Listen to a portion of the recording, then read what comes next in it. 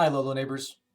I'm Dale Olinger, Superintendent of Lolo School District, and I'd like to walk you through the ballot initiatives that are coming before you. As I do that, I want to give a little history. In the 1970s, the Lolo School Board purchased, that's right, purchased 20 acres of flat ground on Farm Lane. The land is not in the floodplain, and we don't know their exact intentions at the time, but it was certainly to build something to benefit the school district. The land has been used on and off by the school since then, but nothing has ever been constructed there, and it's been used as horse pasture largely for the last many years. Fast forward to 2012, when Lolo School asked the community if it would authorize the building of a K4 on that site, with the idea that decades down the road, the middle school would be added.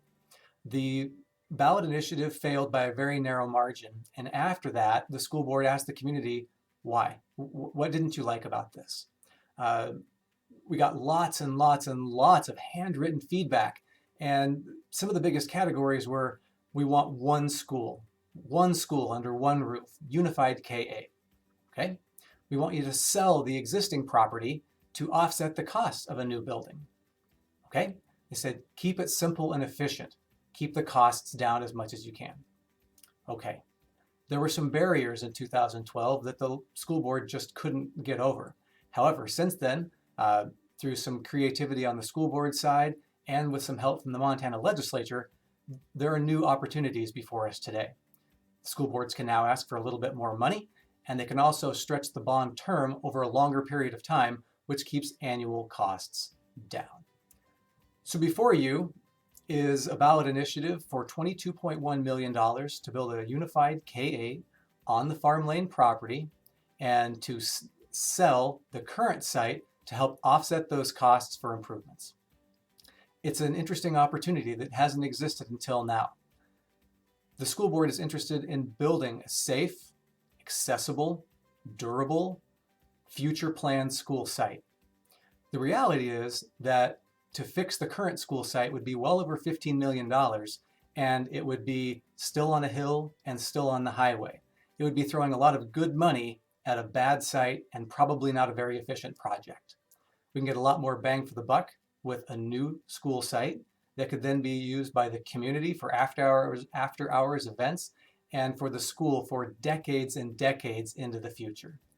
The new site will be thoughtfully planned so that if expansion is necessary, the school can continue to operate during expansion, and the site will accommodate that expansion. You might have heard that we have a 250 home subdivision going up on Highway 12.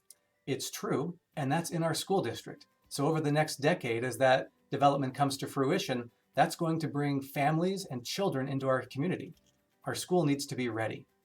So with that, the local school board is proceeding with asking for a new K-8 under one roof on Farm Lane and permission to sell the current school site for development, which will bring probably a more appropriate piece of commerce and access to the 93 corridor.